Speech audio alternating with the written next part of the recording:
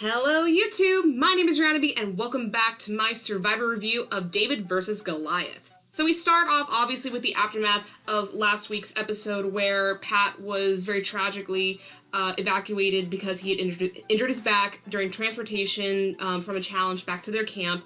And obviously a lot of people are hit very hard by this.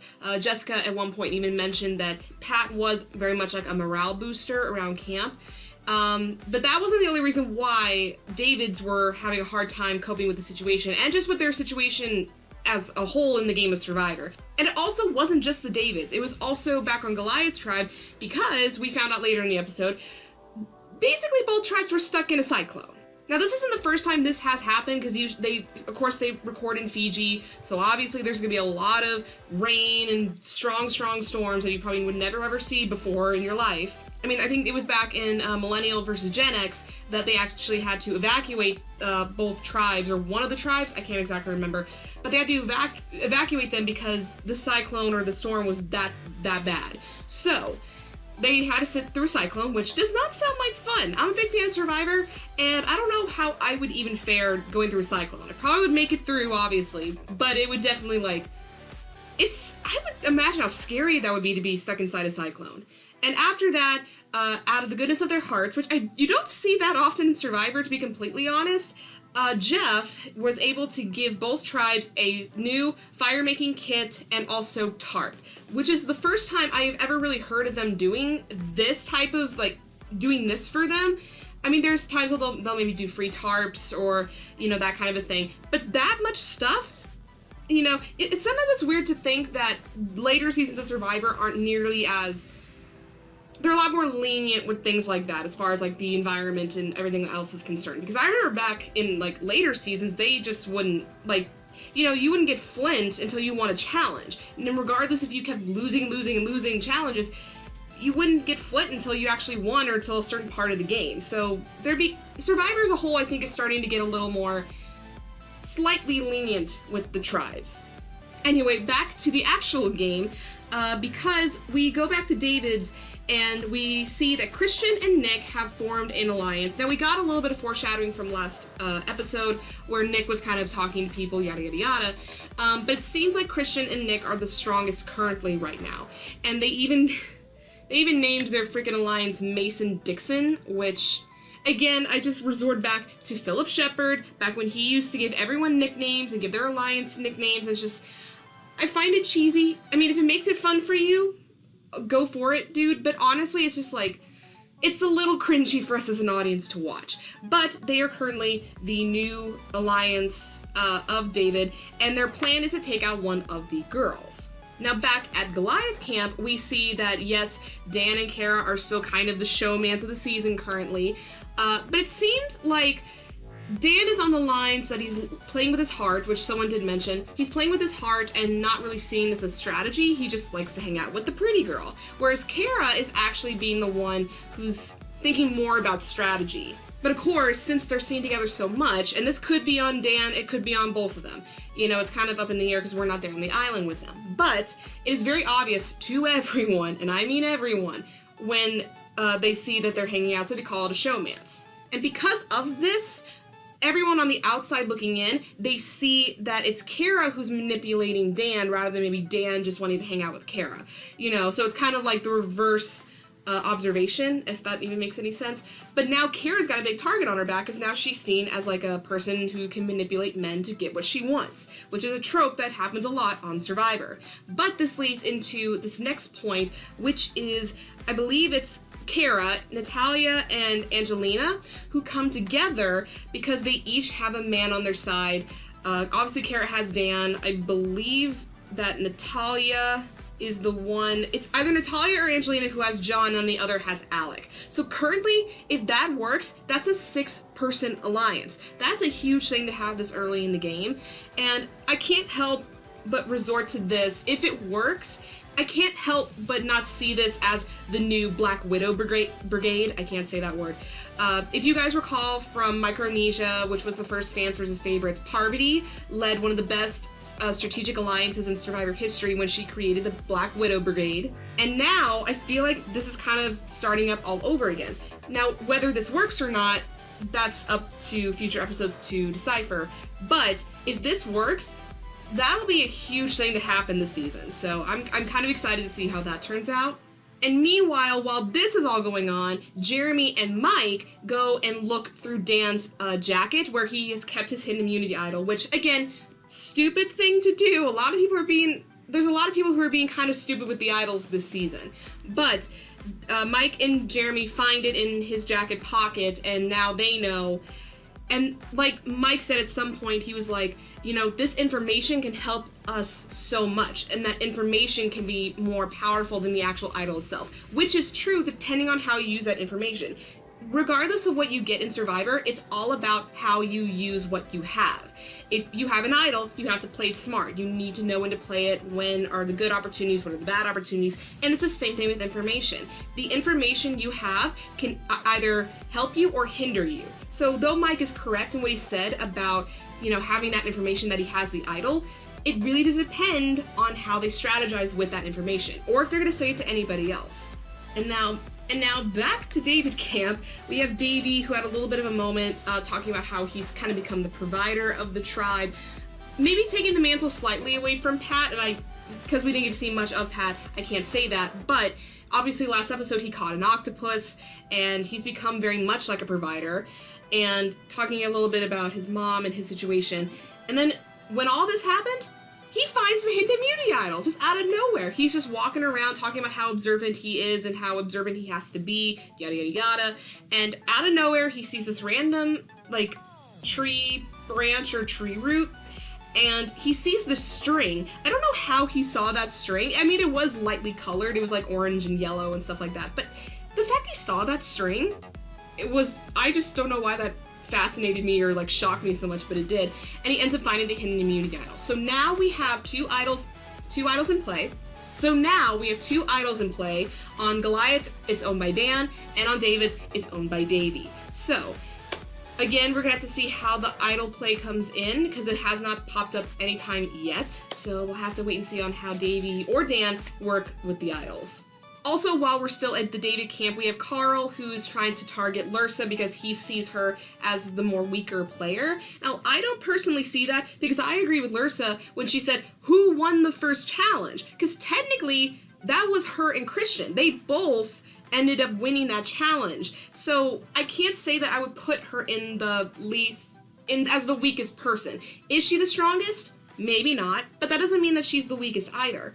But that's how Carl sees it, and then he goes and talks to other people at camp, and one of them being Elizabeth, and then Elizabeth goes to Lursa and tells her that, you know, Carl is targeting her, which definitely puts up a red flag for Lursa and being like, okay, I've got to see what I can do, I've got to work things out, because obviously this could hurt her game big time. And now we're going back to Goliath, where, as we saw from the preview from last week, we had Natalie, who...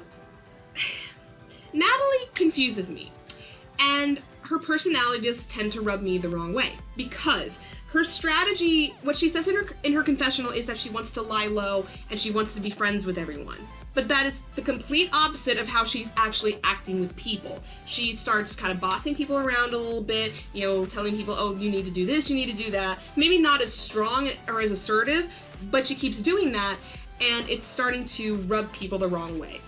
And even though this is happening, John wants to work with her because he sees that could be a really good alliance if it could work. Sadly, he lets some stuff spill, and obviously Natalie just goes talking to everyone, saying like, oh, why is it that you're targeting the senior citizen of the tribe? First off, don't call yourself a senior citizen, even if you heard that from someone. If you think you're not a senior citizen, then you don't have to go blurting to people, oh, why do you think the senior citizen is the one being targeted right now? You're being so stupid. And I'm just like, and at one point she even says like, oh, I'm gonna drop Natalie napalm, which I'm just like, girl, you need to calm down. If you want to lie low and be friends with everyone, you're doing a horrible job of it right now, because you are getting on everyone's bad side. And at one point, Jeremy even tries to talk to her, because he says, you know, he's a lawyer, he works with difficult people all the time. You would think that he could possibly get through to her, or he would do a better job talking to her, and he tries so hard. You can see it, he's trying very hard. But Natalie is just like a brick wall, just keeps, it's not happening for him or for her. It's just, oy vey. Like, Natalie is just someone who's just not... I'm just not liking Natalie, really, at all. Because and like Jeremy said, it's like a lack of self-awareness. I don't know how self-aware she is that she's being this type of person. Or maybe she's so used to it, like Jeremy said, in her everyday life, back home, away from Survivor, that she's used to this, and that she can't change it in the blink of an eye just to play a game. This is who she is, and she can't bend anything to make it change at all. So, yeah, I would be shocked if Natalie makes it any farther in the next coming episodes. So we move on to the immunity challenge, and right from the get-go, it's really the Goliaths taking the lead, and the Davids are trying to catch up. It did get semi-close toward the puzzle area, but the Davids just could not figure out the puzzle, and Goliaths end up winning immunity for the second week in a row, which sends Davids to Tribal Council, and on the chopping block we have Lursa, and then we have Jessica, and I'll get into that here in a second. But first off, obviously the big thing that we already know of is that a lot of people want to get Lursa out because they see her as the weaker person. Now, obviously, like we said earlier, Lursa and Elizabeth don't like this idea, so they decide to pull in Gabby, who had talked to Jessica and B, and basically she had felt fluffed off by them, and she didn't feel comfortable with the plan, so she decides to go and work with Lursa and Elizabeth, and who in turn tried to get Christian in on this, and in turn get Nick involved, because obviously, like we said earlier, they were in alliance, and try to get Jessica out. So out of all of this information, Christian is basically the one who gets to make the power move here. He gets to decide which alliance is going to reign. He can either go with the girls and get rid of Jessica, or he can go with the other people like Carl and B and everyone else and go with getting Lursa out. Honestly, I don't know how either situation would truly affect Christian that much, unless it would mean that he would lose possible allies that he could work with in the future. But as we've seen in Survivor, sometimes the people on the bottom will work with anyone, even the people that helped ruin their alliance, so that they can get further in the game. At the end of the day, it's a one-person winner, and it's all for yourself. And you need alliances to get you to the end, but at the end of the day, it is your game. So, you know, things can happen. So at the moment, I don't see how Christian could really lose in either situation, but he does have that power in his hands. So that's a big responsibility to have. And speaking of Christian, when they were at Tribal Council, I don't know why, I just love listening to Christian talk.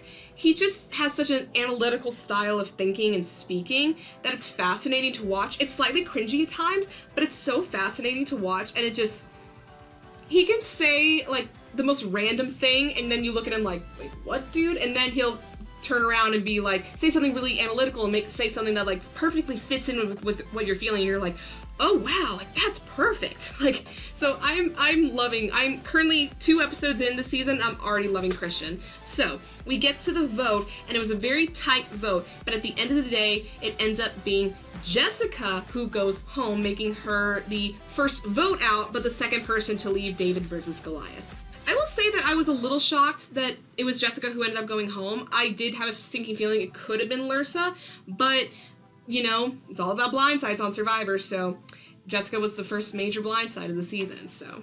Now moving on to what we're gonna have happen next week.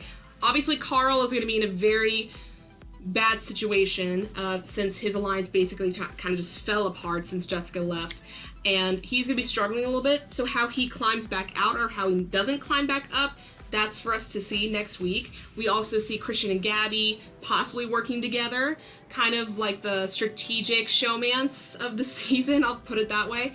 And also we have Jeremy, who, I don't want to use the term blowing up, but he's going to be getting involved with some real stuff involving alliances and whatnot. Obviously he's going to be spilling the idle information to other people. Now regardless if they know it or not, that's him giving out information, and that could hurt or hinder him. He's also, I think he quoted as saying that he's thinking that some people are being idiots or they're making idiotic moves. So Jeremy, that's going to be interesting to see coming up. So as of the chopping blocks for both tribes, now if Davids go back to Tribal Council, we could see a possible, we can see possibly B or Carl being on the outs, or it could be a total toss-up. It could be Lursa on the chopping block again. So I would say those three are the ones that are higher up on the chopping block. And then on Goliath, obviously Natalie's going to be up there because she's just rubbing people the wrong way. And if Jeremy keeps this up, maybe he could possibly be on the chopping block. But yet again, we're not too sure. Or they could be like everyone else that's outside of like the couples alliance or the new Black Widow Brigade, and they can try to get Kara out because since she's the more visible threat, I would say. So there's a lot of people up in the air right now, but we're gonna have to wait until next episode to see how this goes. Alright guys, that is it for this review of Survivor. If you guys liked it, please give it a thumbs up. Leave me comments down below. What did you think of this week's episode? And if you want to see my future videos or videos I've already done, go ahead, hit subscribe, and hit the little bell icon so you can be notified when my videos come out. That's all I have for you guys today, and until the next video, bye! Mwah.